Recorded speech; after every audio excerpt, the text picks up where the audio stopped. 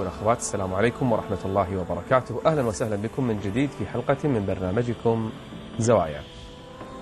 هذه الحلقة أعتبرها من الحلقات المميزة والخاصة والتي أنا بالنسبة لي أفتخر بها، وأسأل الله عز وجل أن يتقبلها مني. حلقتنا في هذه الليلة سوف تكون مع ضيف عزيز حبيب لدي أولا، وأظنه لديكم كلكم، وفضيلة الشيخ الداعية الشيخ صالح أوعد المغامسي، الإمام والخطيب في مسجد قباء في مدينة الحبيب محمد صلى الله عليه وآله وسلم. نرحب بفضيلة الشيخ في هذه الحلقة.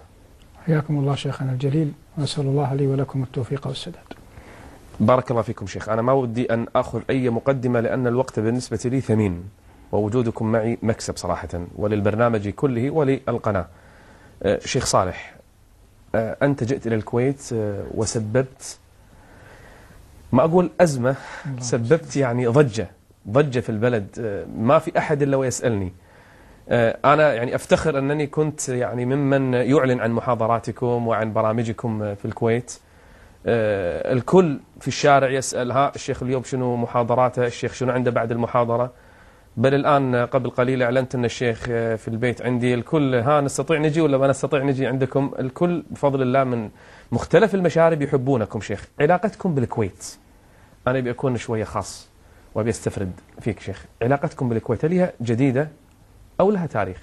الحمد لله والصلاة والسلام على رسول الله. وفي مقدمة الخطاب الله يقول: وإن أدري لعله فتنة لكم ومتاع إلى حين.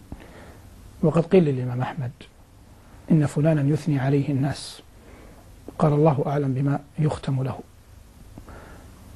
فهذه مسألة نحن نقدر للناس في الكويت وفي غيرها محبتهم وإجلالهم، لكن ينبغي أن يعلم أنه مهما ظهر للناس من عبد في ظاهره يبقى أمره إلى الله، ولا يحسن بالناس أن يتعلقوا بأحد أو أن يكثروا من الثناء عليه. يخشى على كل أحد الفتنة، والعلماء ينبغي أن يكونوا أخوف على أنفسهم. وقد جاءت آثار عن سلف الأمة في هذا كثيرة جدا لا تخفى على شريف علمكم. هذا من باب أنا أعلم أنني في دارك، وأنك رجل ذو فضل وكرم، وأنت تصنع ما تصنع من باب مروءتك وشهامتك وخلقك واحتفائك بمن يظن بهم العلم، لكن من حق أنفسنا علينا أن نحفظها من أن يدخلها عياذا بالله عجب أو أمثاله.